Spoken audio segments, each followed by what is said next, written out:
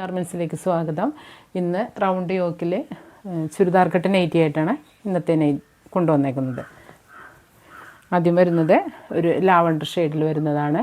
ഇതിൻ്റെ full length വരുന്നത് 56 ഇഞ്ചും പിന്നെ ചെസ്റ്റ് അളവ് വരുന്നത് 46 ഇഞ്ചിലും സ്ലീവ് ലെങ്ത്ത് വരുന്നത് 8 ഇഞ്ചിലുമാണ്. ഹക്കോബയുടെ പീസാണ് നമ്മൾ ഫ്രണ്ടിൽ കൊടുത്തേക്കുന്നത്.